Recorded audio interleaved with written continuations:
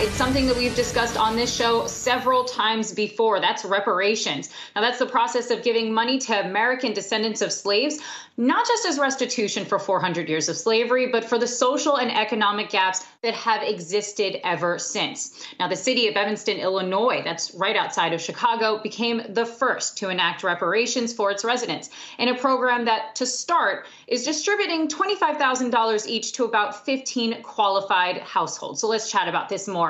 I want to bring in Ron Daniels, convener of the National African American Reparations Commission and president and founder of the Institute of the Black World 21st Century. So Evanston will be a pilot for so many other cities and states. I'm wondering if you think that success in Evanston could really lead to successful programs elsewhere. Oh, absolutely. And it's a milestone and it's a model. And we're particularly proud in the National African American Reparations Commission for having played a crucial role in bringing this about, because we went in to make sure that the definitions, the criteria, and everything were in place. And so, yes, this housing program is the first project to come off the in terms of the initiative, but there will be many others. And there are a number of cities across the country that are taking an interest. Providence, Rhode Island, for example, Asheville, North Carolina, Greenville, North Carolina, Burlington, Vermont. So there are a number of cities across the country. So the importance of Evanston is that it is a blueprint. It is a model. And let me just say that while people talk about cash payments and money, and that we kind of recoil a little bit about that, because reparations is really not only about a check. It's about much more than that. So in the future, the housing program, the program in Evanston, Illinois, for example, might do healthcare. It might do economic development. There can be both direct benefits, but there may be what we call community benefits as well. But no question, but this is a huge development, and it will also give a boost to the effort to do reparations at the national level by way of H.R. 40, the bill to set up a commission to develop reparations proposals for African Americans.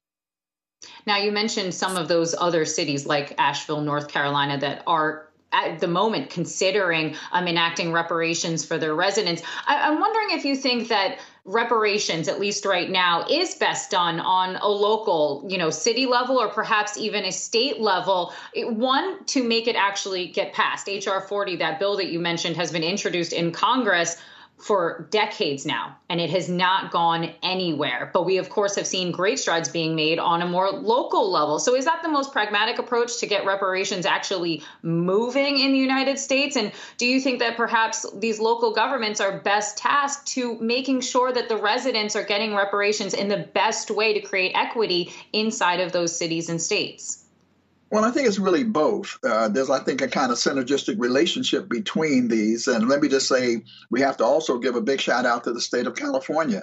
The state of California, under the leadership of Shirley Weber, a professor who was chair of the Black Caucus, Legislative Black Caucus in California, was able to get California to pass a bipartisan bill and signed by Governor Gavin Newsom, which mirrors H.R. 40. So we have a model at the municipal level in Evanston, and we now have a model in the state of California. But let me just say this, that the local reparations are important. But as you look at Evanston, it's $10 million over 10 years. And so already you have residents correctly saying, well, that's not enough, we need more and whatever, and they're correct. So Evanston is really sort of an incremental step forward. The big picture is really the federal level. And yes, H.R. 40 was initially introduced by Congressman John Conyers in 1989 and was essentially an educational bill. But I have to beg to differ. The bill that's before the Congress of the United States right now is on the verge of passage. In the last Congress, I think we had, and we coordinate, by we, I mean the National African American Reparations Commission, a huge coalition that includes the American Civil Liberties Union, the Congress Center for American Progress, Human Rights Watch, the National Council of Churches, Samuel D. Whit Proctor Conference, and COBRA. So there's a huge momentum.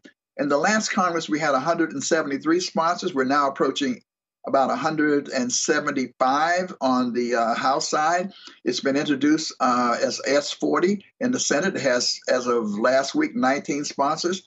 The President of the United States, Biden, has said he is open to actually signing the bill. So we have made huge progress in terms of HR 40. And that is important because that's where the real dollars are. This is when we're talking about the need for trillions of dollars over X numbers of years. It has to be the federal legislation that ultimately will actually provide the kind of resources to reinvest in communities and create the kind of equity that you referenced earlier. What happens after reparations? Because reparations, of course, might help folks, buy a house, go to college.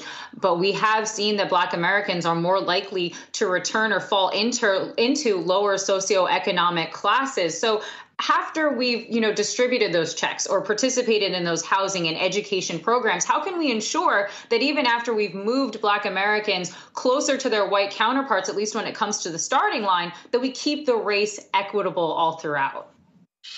Well, I think that has to do with the shape of the proposals that are going to be debated and ultimately rolled out at the federal level. Because at the end of the day, as Congresswoman Sheila Jackson Lee has so eloquently put it, and incisively put it, really reparations is the only overarching policy that gets at the heart of structural institutional racism. The inequalities, the wealth gap, all of these are reflective of America's original sin. And that is, or one of the original sin. Of course, the first one was the dispossession of Native Americans.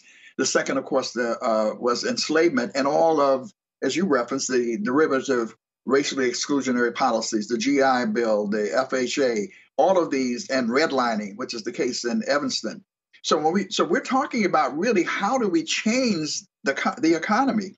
We're looking at creating a more democratic economy in this country, and reparations is one of the tools. It is, and actually, the principal tool by which that will be accomplished. So we're talking big change here in terms of the debate about how we move forward. America will never, ever be the same again, and for the better, because we will have cleansed racism and structural institutional racism out of our system and created a more equitable system where there's more social ownership, a less gap between those who are wealthy and those who are less fortunate. So I'm really optimistic that we're on the brink of something really wonderful in terms of creating a new America. Absolutely. We can only hope and wait to see what kind of progress can be made with this and other reparations policies around the country. Ron Daniels, convener of the National African American Reparations Commission and president and founder of the Institute of the Black World 21st Century. Thanks so much for joining us today.